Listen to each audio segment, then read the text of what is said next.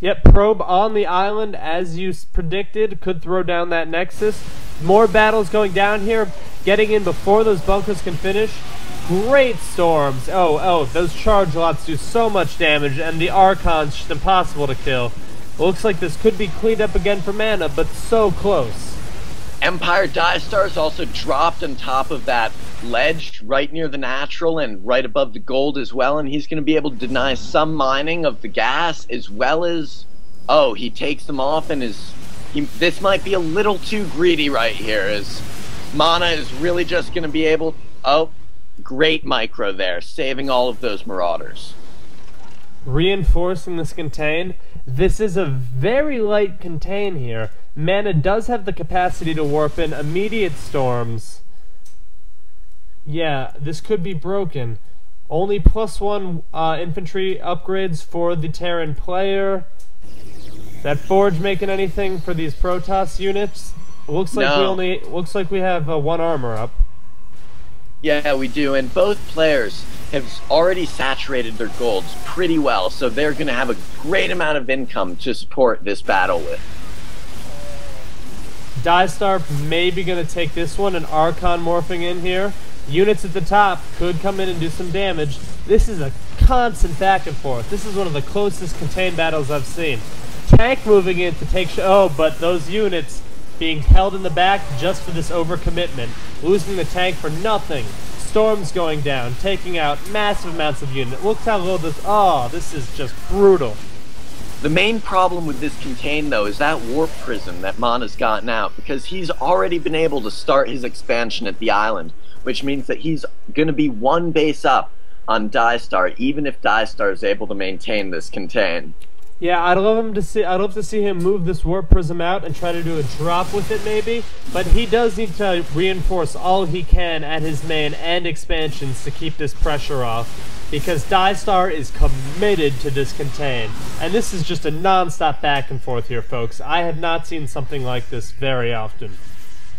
EmpirDieStar is really getting some barracks to reinforce that contain. He's going to be able to amp up his production in a major way, as he just threw down 3.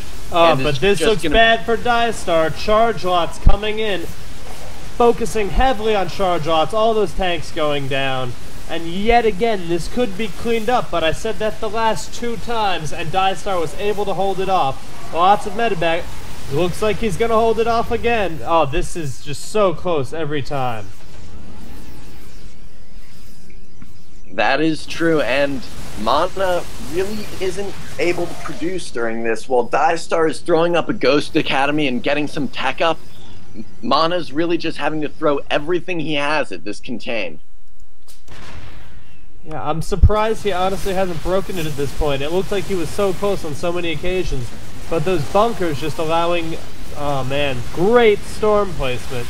But storms do not do damage to bunkers, remember that. Mana is getting out Immortals, though, which I would have liked to see earlier, as those Templars really aren't very effective against tanks and Marauders. Yeah, an Immortal tech switch could have been good, but you spend so much on that Templar tech, and those Storms are great pretty much either way, but you're right, they are much more effective against lighter units.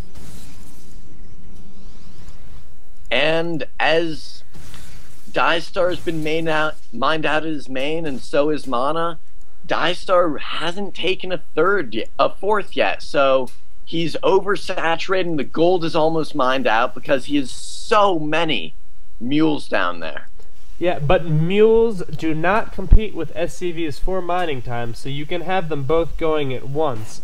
Mana being able to get this expansion up during the battle, very important. But, oh, here comes the probe transfer with the warp prism over to the Island Expo. Beautiful play. Able to focus on his macro, while EmpirDieStar was focusing all he had on his contain.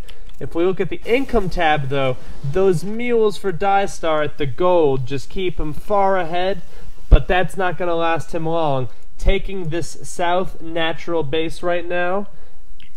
EmpirDieStar is responding to the Mass Zealot with, Infernal Pre-Igniter and a couple of Hellions as well, while going Ghost to counteract those Templars. So he really is just doing a beautiful job of responding to what he sees Mana doing. Now, Ghost versus Templar Micro is very fun to watch. We see a drop going down the back of EmpirDieStar's main, and 6 Zealots are warped in. Hitting those supply depots while he's moving in the front here. Oh, scaring those units into stimming to try to run back. Just targeting those supply depots here. And a huge battle going down at the front. Oh, man. This could be in anyone's favor. Mana retreating, but still picking off stuff in the main. Targeting supply depots. Not supply blocked yet, but getting some building kills. While Mana has to retreat his main army. EmpirDieStar running up to try to defend this.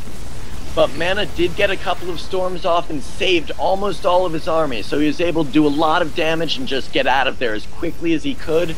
Meanwhile, Armor 1 was upgraded for the Terran, and Infernal Pre-Igniter is almost done, so those Hellions are going to start to do a lot of damage versus those lighter units that the Protoss is focusing on right now in terms of the Zealots. Yeah, the Terran player with 1/1 upgrade and the Protoss player with only that armor. Archons here. EMP incredibly effective against Archons because, as you can see, that Archon life is all in shields.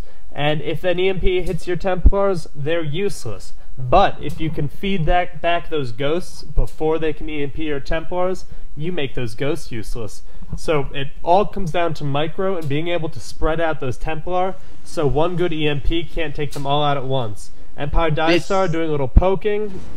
Even though this has been a very intensive micro game, we see that both players are already on 5 bases, and Mana's already thrown up a robotics facility, so he's going to be able to start producing Colossus, which is really going to make those ghosts a lot less effective against him. Yep, Thermal Lance being chrono boosted out along with Blink. A drop going down up here.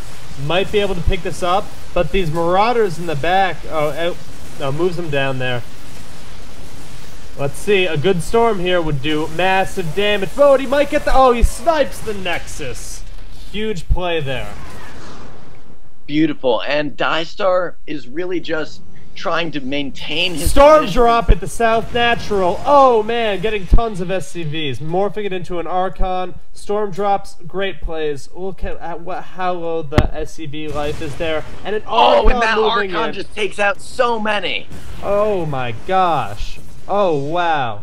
That Archon with 7 kills. I don't know if that counts the Psystorm kills as well, but damn, that was good. And Mana's only just able to get up to start throwing up that Nexus again.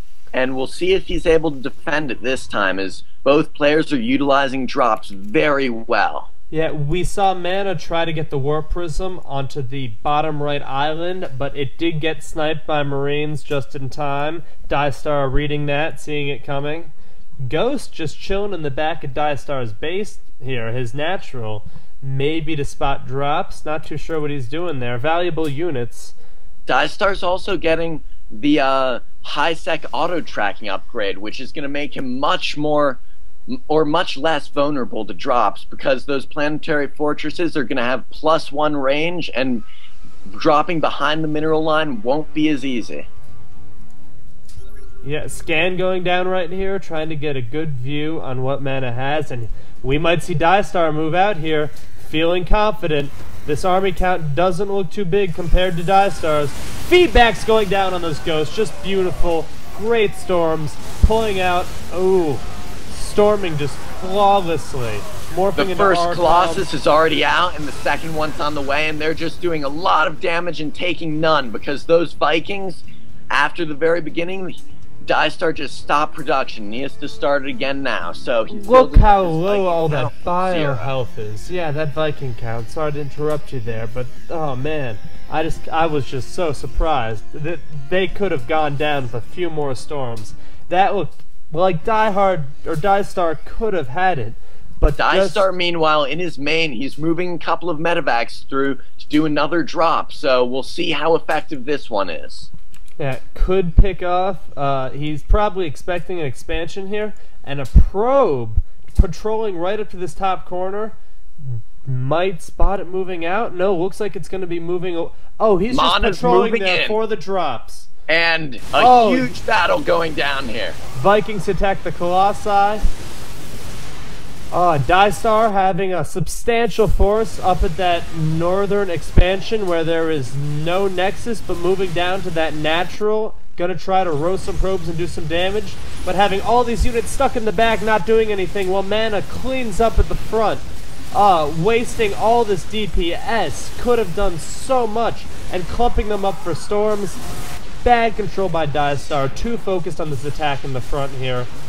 Didn't control. Colossus do go down though, so EmpirDieStar probably is going to be able to clean these stalkers up.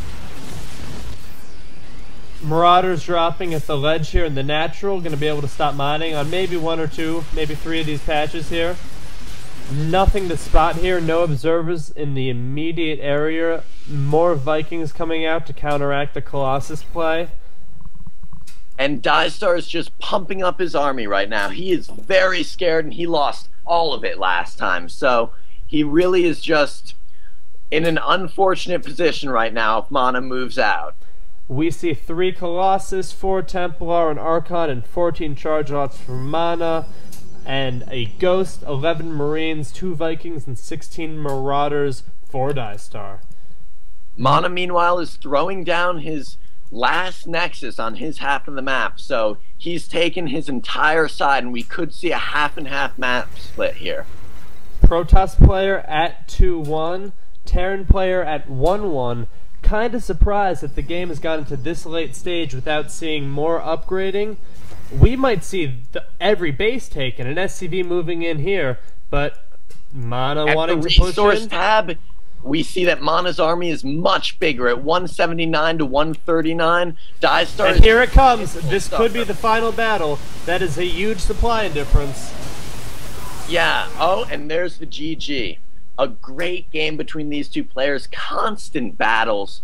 And just, I feel as though if EmpirDieStar had kept up on his upgrades, though, this could have gone the other way. Yeah, I love how at that GG we see a perfect feedback on that Ghost. The size storming in this game was just superb. It really won it for Mana. There were a few situations there where it could have gone either way, and that perfect control totally turned the tides very unevenly in his favor almost. This was an incredibly high-level game. We almost very unorthodox, actually. Going Marine tank in the beginning for EmpirDieStar, which is something you don't really see in the Terran vs. Protoss, as we mentioned before, in that very unorthodox 4-gate, which could have done a lot of damage except for that bunker. Yeah, and the tanks did a heavy job taking down that 4-gate as well.